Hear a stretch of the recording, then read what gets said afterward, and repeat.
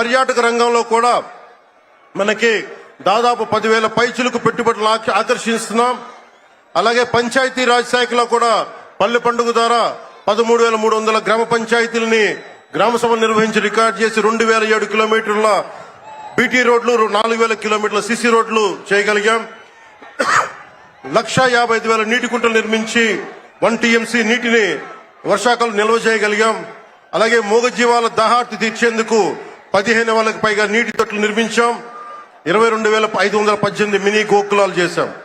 అడవి తల్లి బాట కార్యక్రమం గౌరవ ప్రధానమంత్రి శ్రీ నరేంద్ర మోదీ గారి సహకారంతో ముఖ్యమంత్రి శ్రీ నారా చంద్రబాబు నాయుడు గారి నాయకత్వంలో కూటమి ప్రభుత్వం 1,005 కోట్లతో ప్రధానమంత్రి పిఎం జన్మన్ పథకం, మహాత్మా గాంధీ జాతీయ ఉపాధి హామీ పథకం ద్వారా రాష్ట్ర ఉపాధి హామీ పథకం 625 గిరిజన గ్రామాలని అనుసంధానిస్తూ 1,069 కిలోమీటర్ల రోడ్ల నిర్మాణం జరుగుతోంది. గర్భిణీ స్త్రీలకి డోలీ మోతల నుంచి విముక్తి కలిగించాల లక్ష్యంతో ముందుకెళ్తున్నాం. 7,910 కోట్లతోటి జల్ జీవన్ మిషన్ కి ప్రాజెక్టులు చేపట్టాం. అటవీ విస్తారాన్ని పెంచే లక్ష్యంలో 1 కోటి మొక్కల నాటే కార్యక్రమానికి శ్రీకారం చుట్టాం. కర్ణాటక ప్రభుత్వానికి నుంచి సహకారంతో 4 కుంకి ఏనుగులను తీసుకొచ్చాం. అలాగే శాంతి భద్రతల పరిరక్షణ వ్యవహారంలో భేదాలు చూడకుండా ముందుకు వెళ్తామని శాసనసభ సాక్షిగా గౌరవ ముఖ్యమంత్రి శ్రీ నారా చంద్రబాబు నాయుడు గారు స్పష్టం చేశాం. నేను అదే మాట చెప్పాను.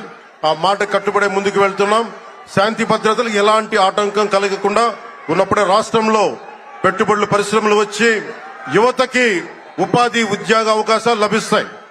ముఖ్యంగా మన రాయలసీమ యువతకి మీరు ఉపాధి అవకాశాలకు వేరే రాష్ట్రాలకు వెళ్లకుండా మన అనంతపురంలో, మన కర్నూలు, మన కడప, మన చిత్తూరు జిల్లాల్లో మొత్తం ఉపాధి అవకాశం పక్క రాష్ట్రాల నుంచి మనకు వచ్చేలాగా పారిశ్రామికరణ జరగాల దిశగా గౌరవ ముఖ్యమంత్రి నారా చంద్రబాబు నాయుడు గారు ఆధ్వర్యంలో, ఆయన నాయకత్వంలో ముందుకు తీసుకెళ్తున్నాం.